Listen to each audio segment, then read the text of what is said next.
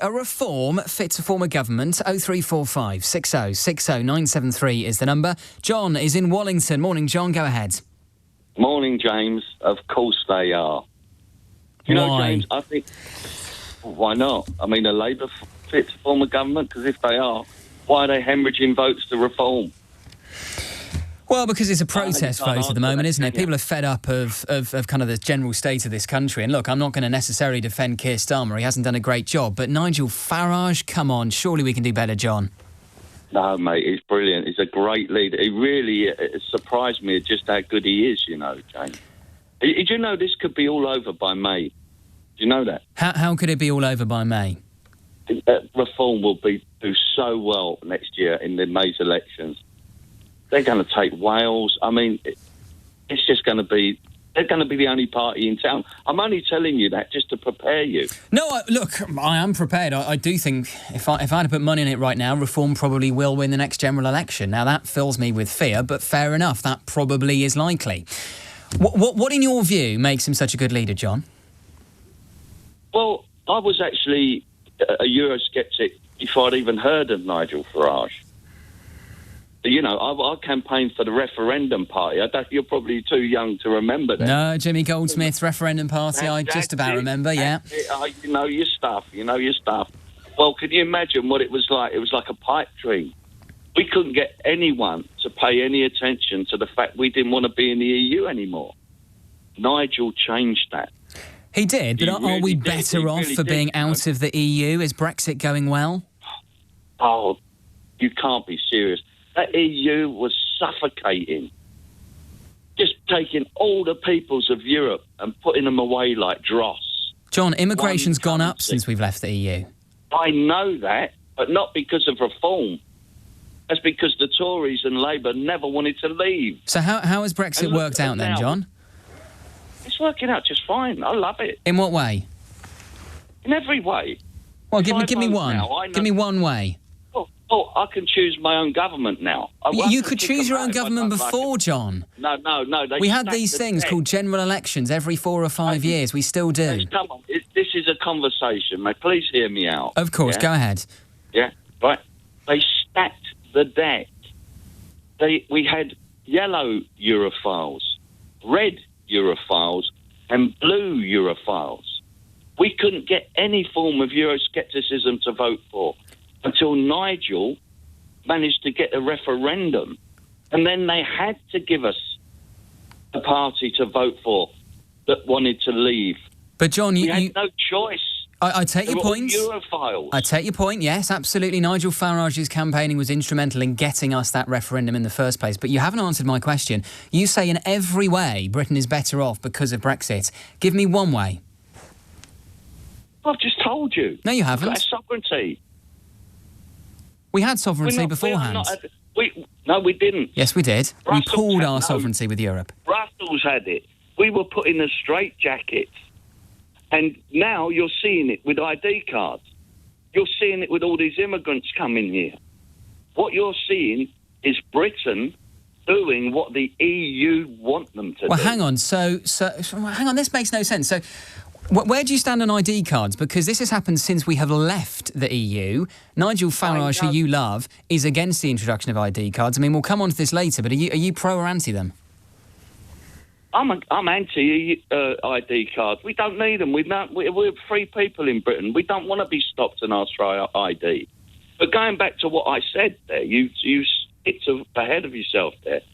I said the immigrants coming on the boats and the ID cards and the fact that they're not doing anything to stop the immigrants and that they want to introduce the ID cards are because they're doing what the EU want them to do. Oh, so hang on a minute. This makes no sense, John. So you simultaneously are arguing that we're better off because we're out of the EU, and yet now we're still following EU rules? You can't have it both ways, mate. What are you talking about? They never wanted to leave, I'm telling you. So we're still being governed by the EU, are we? We are, but there's an unwritten agreement. You mark my words, it will come out in the future. There's an unwritten agreement, right? To take these migrants because the EU said they sent out a call to all the EU countries. We're getting flooded with migrants to Italy, Spain and Greece. You've all got to take your fair share. Do you honestly think Britain has done anything to stop these people to coming here? Well, ID cards is a good start. But look, I'm very clear, John. I think we should leave the European Convention on Human Rights. I think there is more to be done when it comes to cracking down on small boats. But let's go through some of the specifics of what Nigel Farage has said this week. So, removing indefinite leave to remain from legal migrants, many of whom have been here for years. Do you support that? I think it should be seen on an individual basis. But the main thing is, it can't stay the way it is. What does that mean? It has to be done away with. They will do away with it and all. No one will get their leave to remain. There'll be a timeline put on it.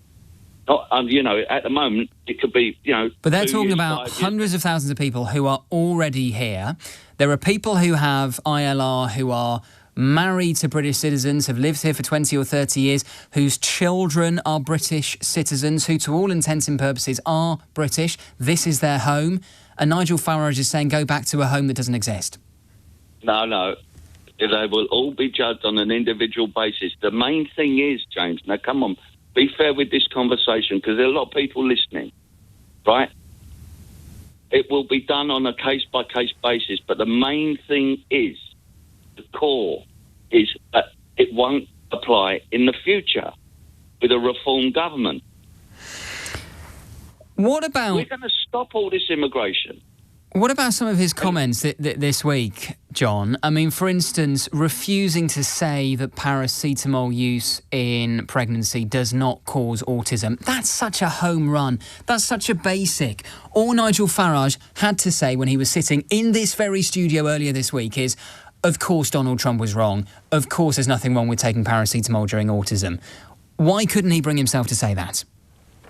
Oh, OK. Let's just... It's not that clean cut. It is that clean cut, John. It is that clean cut. One second. Do you know that the company that make those what do they call it in America? Tylenol. Yeah. Do you know they recommend that pregnant women do not take it in America? I don't think that's quite what they've said. They've said they don't advise people one way or the other. But you didn't say that, though, did you? Because that's not relevant. The point is the scientific consensus is overwhelming that there is nothing wrong. And this isn't some academic discussion. Pregnant mothers undergoing severe pain, there are serious risks to both the mother and the child if they don't get pain relief. I didn't hear Nigel say they're going to ban it here. Our chairman... He refused to condemn it. And what about the pregnant mothers who will be worried about now whether to get paracetamol or take it during their pregnancy because of what they've heard Nigel Farage say? No, they won't. Look. Our chairman, Dr. David Ball, he worked in the NHS. He said it's fine. Nigel said, I don't know. Come on, you're not being fair at all. But hang on, maybe David Ball should be leader, not Nigel Farage, because David Ball can do the basic mental... can work out that... Ball's a doctor. Yeah, he's a doctor, but you don't have to be a doctor. I'm not a doctor, but I listen to the scientists when it comes to what medicines are safe or not. No, but you didn't mention the fact that in America they don't recommend pregnant women take it. So it's the Americans that have got the grievance about it. But there's an issue with Reform as well, because at Reform's conference earlier this month, you platformed an anti-vaxxer who said that the COVID jab had given the king cancer. Oh, look, I don't know about that, but I know a man... Oh, you don't know. Hang on 1 second. I know a man that ended up fighting for his life because of the COVID jab, and people on LBC were saying, you better take it or you're going to lose your job. And I used to call in saying, listen, you can't force people to take it.